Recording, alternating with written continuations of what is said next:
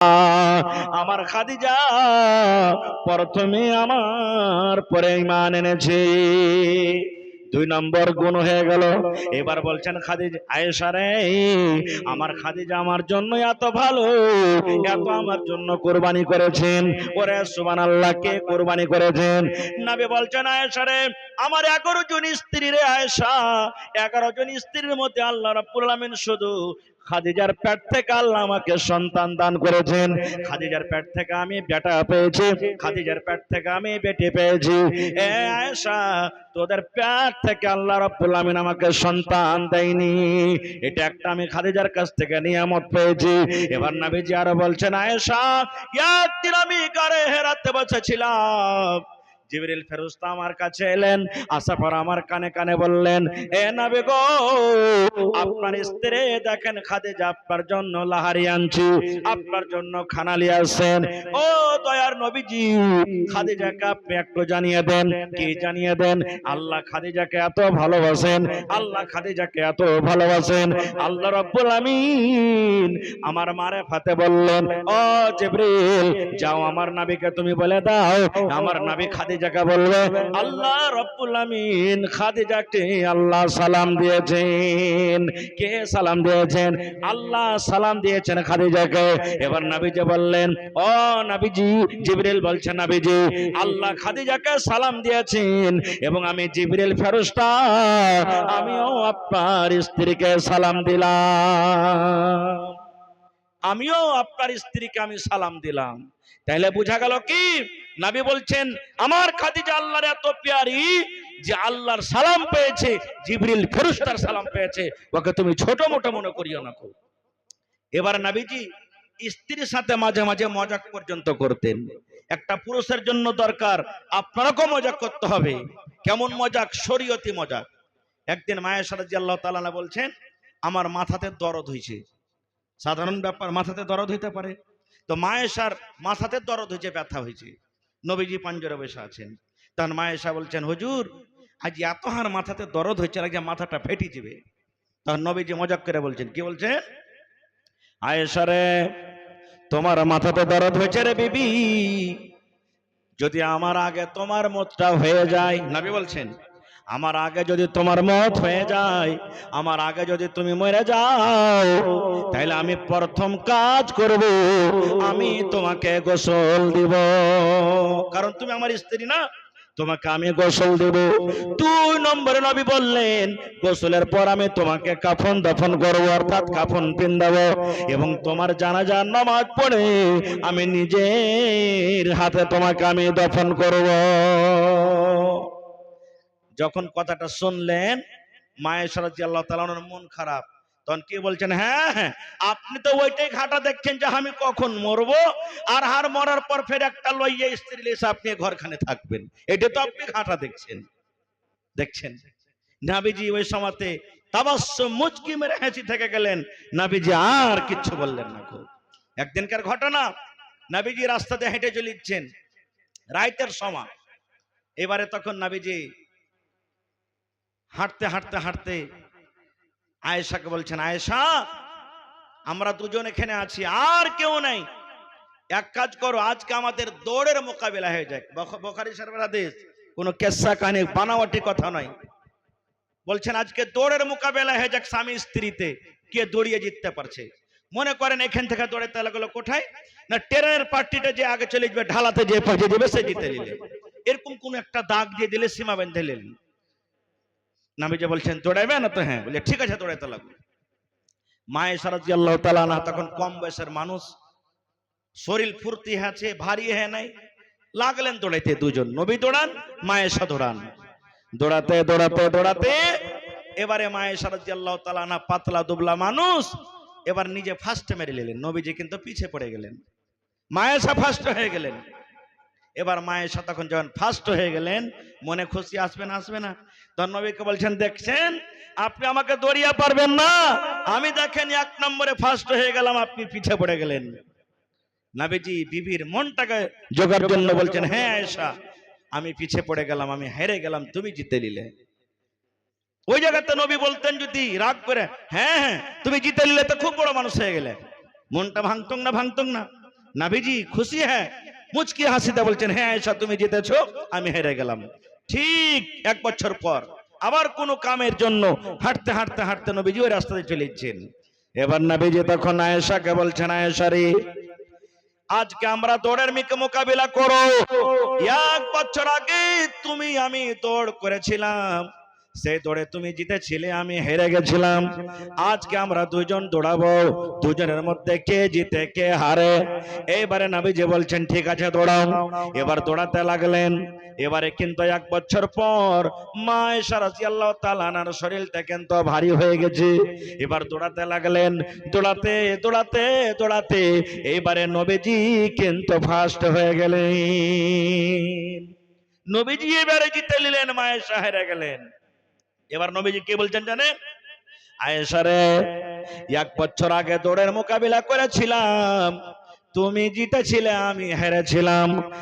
আজকে 1 বছর পর আবার আমরা দৌড়ের মোকাবিলা করলাম, আমি জিতলাম, তুমি হেরে গেলে।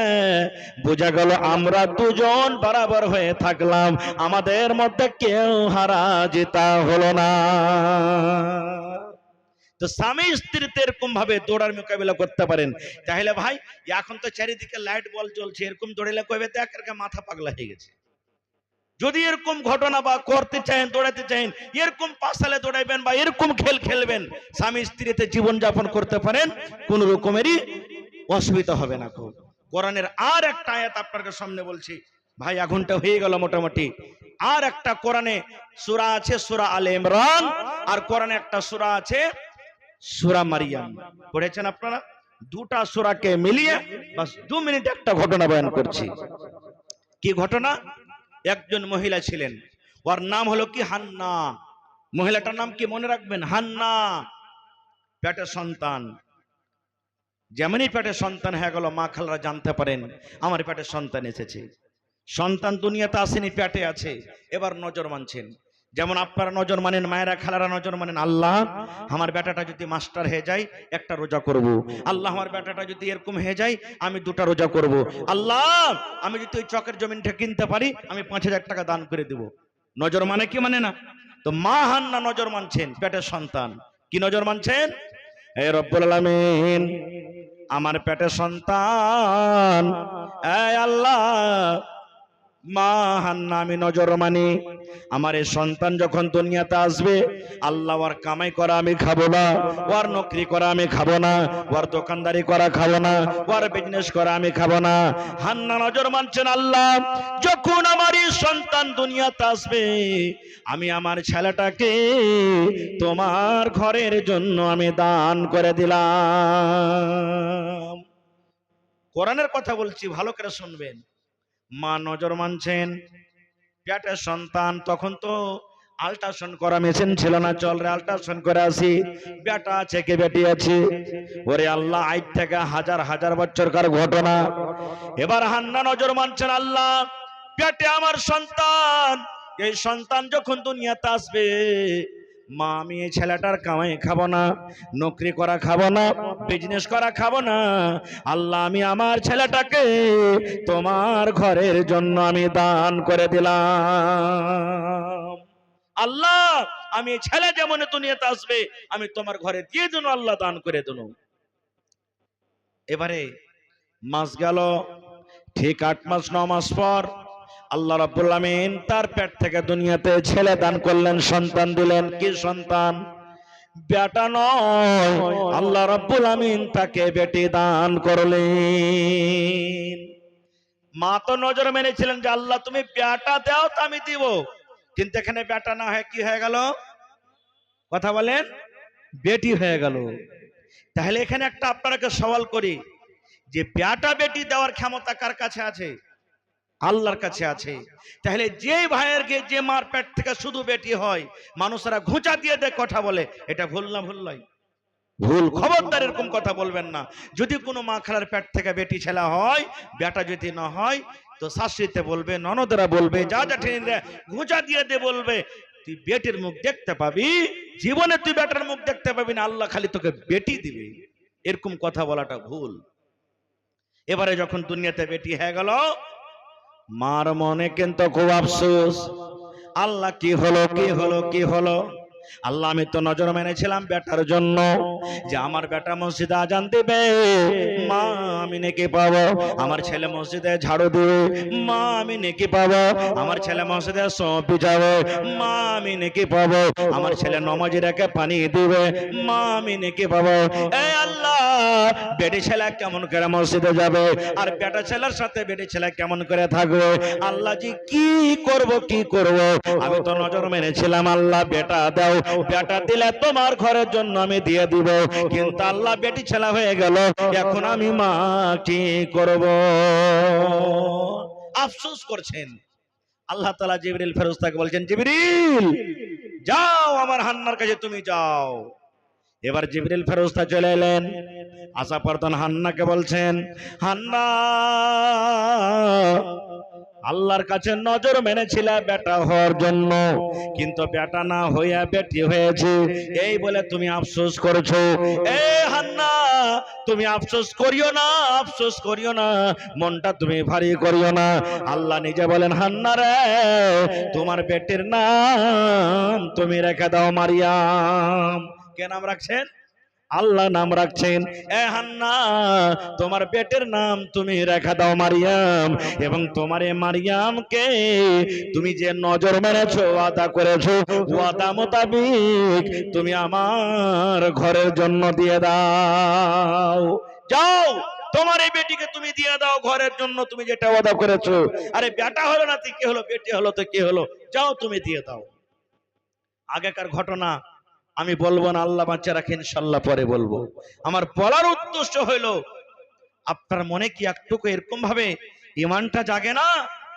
আরে আমার 5টা বেটা আছে, জীবনে কোনোদিন মসজিদে যাই না। হে বেটারে চল মসজিদে চল। আপনার কি মনটা একটু জাগে না? আল্লাহ রে, আমার 3টা বেটা আছে বা বেটি আছে, আমি একটাকে মাস্টার করব, আমি একটাকে হাফিজ করব, আমি একটাকে ডাক্তার করব।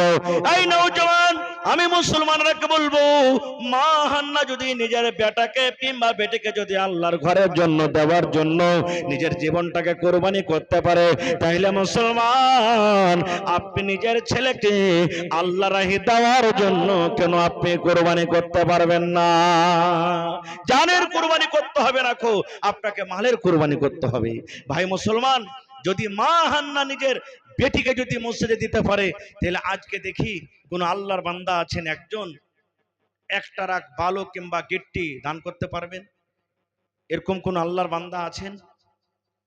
আল্লাহর বান্দা কেউ হবেন এরকম 100 সেফটি গিট্টি কিংবা বালু দান করতে পারবেন, কিংবা 1 কুইন্টাল রড দান করতে পারবেন, 50 বড়া 100 বড়া সিমেন্ট দান করতে পারবেন? এরকম কোন আল্লাহর বান্দা আল্লাহর বান্দি আছেন? আল্লাহুস সামাদ। এই মাসেরই আমার 4 তারিখে একটা প্রোগ্রাম ছিল, আল্লাহুস সামাদ, এই গড়বনালীর পাঞ্জরে 33 বাড়িতে। আল্লাহুস সামাদ, একজন লোক 1 টারাক, আমি বললাম ভাই টারাকের মানে কয় চাক্কা? বলছে 16 চাক্কা 18 চাক্কা যা লিবে 1 টারাক বালু আমি দান করে দিলাম। সুবহানাল্লাহ। এরকম কোন আমার এই দুর্গাপুরে কোন আল্লাহওয়ালা নেই, কোন মা খালা বহিন দাদি দাদা নেই 1 টারাক বালু দান করতে পারবেন আল্লাহর ঘরের জন্য, মসজিদের জন্য? আল্লাহ রাসূল বলেছেন, মান বানা লিল্লাহি মাসজিদান বানাল্লাহু লাহু বাইতান ফিল জান্নাহ। আল্লাহর ঘর মসজিদ যে এখানটা নির্মাণ করবে, আল্লাহ তাবারক ওয়া তাআলা তার জন্য জান্নাতের ভিতরে এখানটা ঘর বানিয়ে দিবে। এরকম কোন আল্লাহর বান্দা নেই? ইনশাআল্লাহ হবে। তো আসেন তো দেখি। আলহামদুলিল্লাহ, দান তো আপনারা করে দিয়েছেন।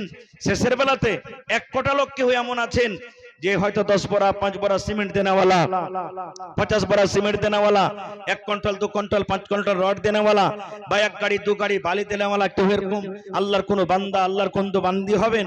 এবং আমার একজন ভাই বলছেন যে মাওলানা মুহররমের বারে কিছু বলেন। মুহররমের বারে বেশি কিছু বলবো না, একটাই হাদিস আপনাদের সামনে বলে যাই।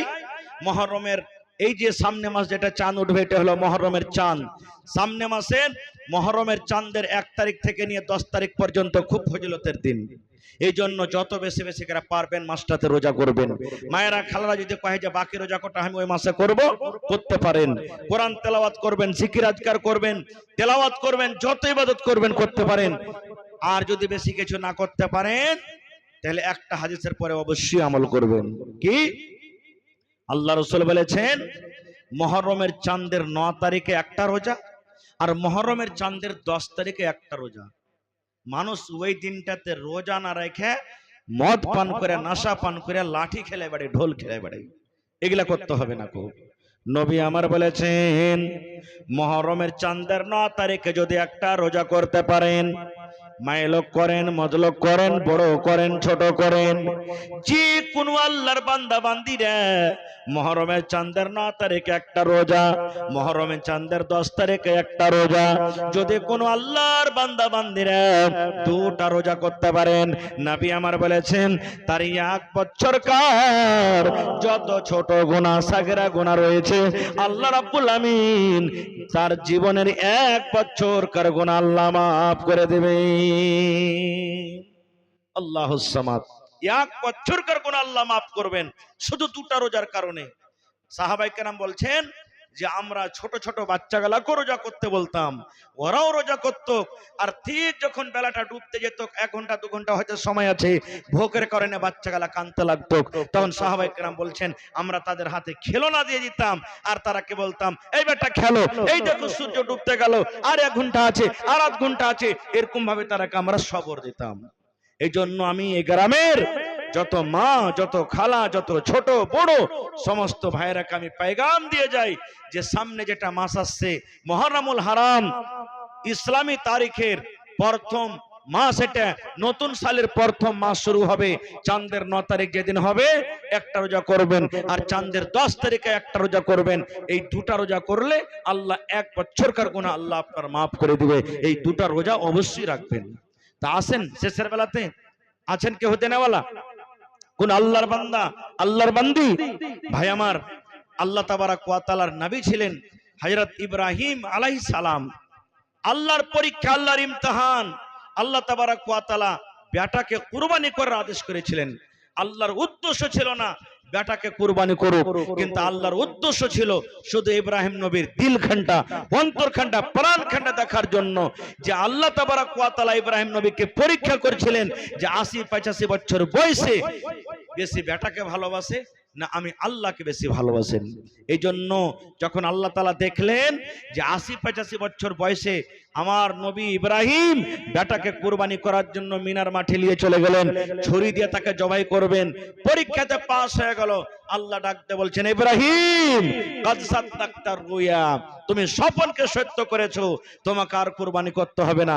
আল্লাহ জান্নাত থেকে একটা জানোয়ার দিলেন দুম্বা, ওই যে প্রত্যেক বছরে বছরে কুরবানি চালু হলো, তো হয়ে গেল। তো আমরা ভাই আমার আল্লাহর ঘরের জন্য আল্লাহ যে মাল দিয়েছেন, টাকা দিয়েছেন, জমি দিয়েছেন, বাড়ি দিয়েছেন, আল্লাহর একটা পরীক্ষা যে আমার জন্য কিছু করতে পারে কি পারে না।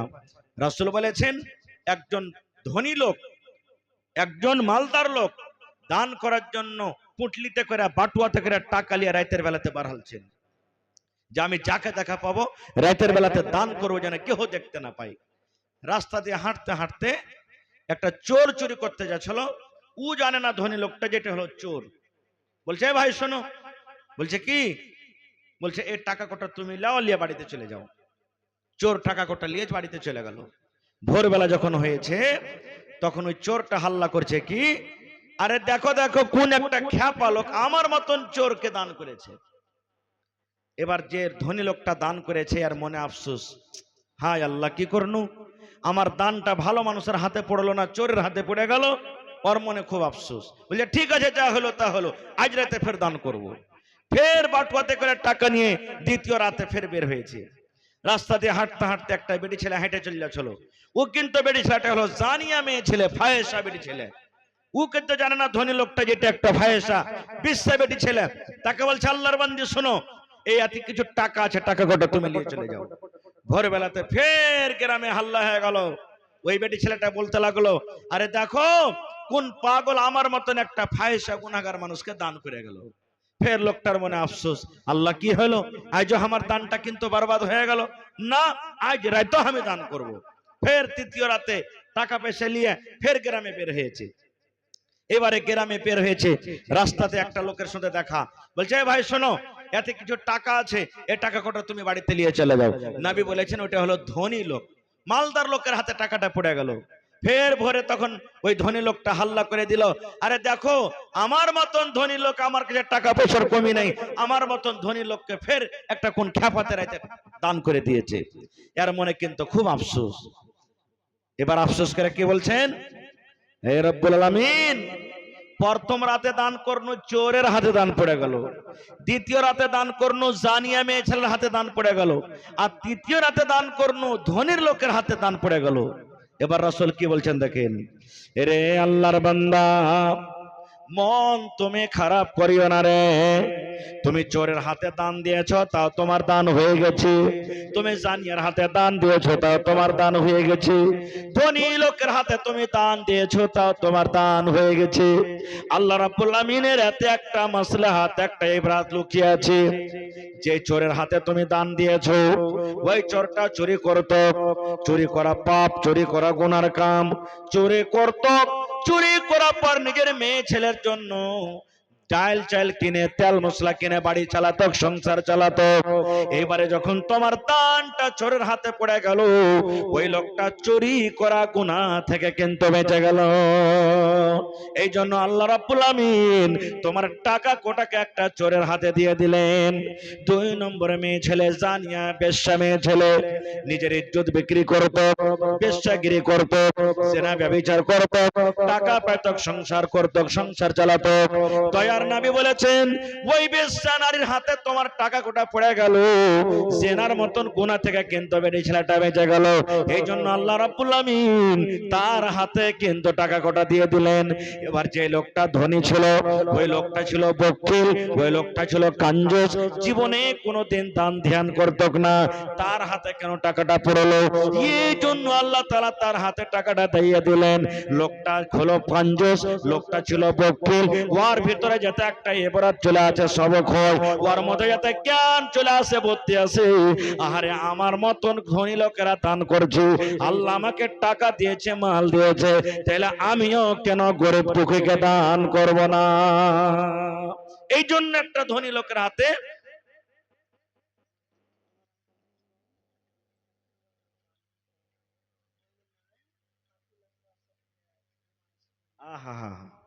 আল্লাহুস সামাদ। আল্লাহ কোরআনে বলছেন, লা তাকনাতু মির রাহমাতিল্লাহ, হে আমার বান্দা, আমার রহমত থেকে তুমি নিরাশ হয়ে যেও না। আল্লাহুস সামাদ। ভাই আমার রিজওয়ান সাহেব এক টেলার বালু দান করলেন, মানে 100 সেফটি নাকি? আল্লাহুস সামাদ, নারে তাকবীর। শুনতে পেলাম ভালোবাসা বোন বেমারি হালাতে আছে, সুবহানাল্লাহ। রব্বানা যালামনা আনফুসানা ওয়া ইল্লাম তাগফির লানা ওয়া তারহামনা লানাকুনান্না মিনাল খাসিরিন। রব্বানা আতিনা ফিদ দুনিয়া হাসানা ওয়া ফিল আখিরাতি হাসানাতাও ওয়া কিনা আযাবান নার। হে রব্বুল আমিন, তোমার বান্দা ভাই আমার রিজওয়ান সাহেব তোমার ঘরের জন্য এক টেলার বালু দান করে দিলেন রব্বুল আলামিন। আল্লাহ তার দানকে তুমি কবুল করে নাও, হাতে টাকাতে পয়সাতে বরকত দাও। আয় আল্লাহ, শুনতে পেলাম ভালোবাসা বোন বেমারি হালাতে আছে। আল্লাহ জি নবী বলেছেন, দান করতে গেলে মুসিবত দূর হয়, দান করতে গেলে বালা দূর হয়। আল্লাহ তুমি ডাক্তারের ডাক্তার, সার্জনের সার্জন, দুনিয়ার ডাক্তার যদি ফেল হয়ে যায়, আল্লাহ তুমি এমন ডাক্তার, এমন সার্জন, তুমি যদি কোন ভালো হয়ে যাবে। আল্লাহ জি দুনিয়ার জীবন যদি তার ভালো হয়, আল্লাহ দুনিয়াতে যদি আল্লাহ তাকে হায়াত দিয়ে থাকো, আল্লাহ তাহলে তার মুসিবত তুমি দূর করো। আল্লাহ বহিনকে তুমি সুস্থ করে দাও, শিফায়ে কামিলা আজলাতা করো। আর আল্লাহ জি আখিরাতের জীবন যদি তার ভালো হয়, আল্লাহ তাহলে তাকে তুমি কষ্ট দিও না। এই আল্লাহ তাকে মুসিবত থেকে আল্লাহ তুমি বাঁচিয়ে নাও। রব্বানা তাকাব্বাল মিন্না ইন্নাকা আনতাস সামিউল আলিম। আমিন সুম্মা আমিন। 2 নম্বরে হবে না ভাই, গিট্টি বালু দেনেওয়ালা কেউ হবে না 2 নম্বরে, বা 5 বড়া 10 বড়া সিমেন্ট দেনেওয়ালা কেউ হবে না। বাস আমি শেষ করে দেব, হায়াত বাকিতে মোলাকাত বাকি ইনশাআল্লাহ তাআলা। বাস 2-1 মিনিটে আমার মায়েরা খেলারা যদি কেউ দেওয়ার থাকেন, ভাইরা 500, 1000, 2000 এরকম করে যদি দেওয়ার থাকেন তো দিয়ে দিবেন। আর 1 কাঠা 1 ডিসমিল যদি জমিন বিক্রি করে যা টাকা লাগবে যদি আপনারা দিতে চাহেন দিতে পারেন ভাই, মেলা জায়গাতে দিচ্ছে। মাশাআল্লাহ, মোহাম্মদ খাবির 1000 টাকা দান করলেন। মাশাআল্লাহ, জাযাকাল্লাহ। রব্বানা যালামনা আনফুসানা ওয়া ইল্লাম তাগফির লানা ওয়া তারহামনা লানাকুনান্না মিনাল খাসিরিন। রব্বানা আতিনা ফিদ দুনিয়া হাসানা ওয়া ফিল আখিরাতি হাসানাতাও ওয়া কিনা আযাবান নার। হে রব্বুল আমিন, আল্লাহ তোমার বান্দা আব্দুল খাবির সাহেব 1000 টাকা তোমার ঘরের জন্য জমা করে দিলেন। 1 লক্ষ টাকা মনে করে তুমি কবুল করে নাও। আল্লাহ কামাই ধামাইতে বরকত দাও, হাতে টাকাতে পয়সাতে বরকত দাও। আয় আল্লাহ, বাড়ি ঘরে তুমি সুখ শান্তি দাও।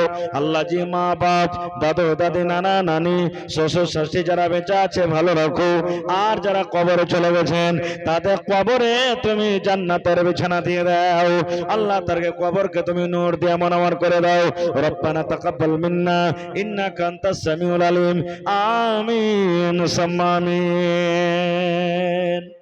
আসেন তাড়াতাড়ি করে আসেন। দয়ার সাগর নবীজিকে বেঈমানেরা ছিল না, বিনা দোষে নিষ্ঠুরেরা দিল কতই যন্ত্রণা।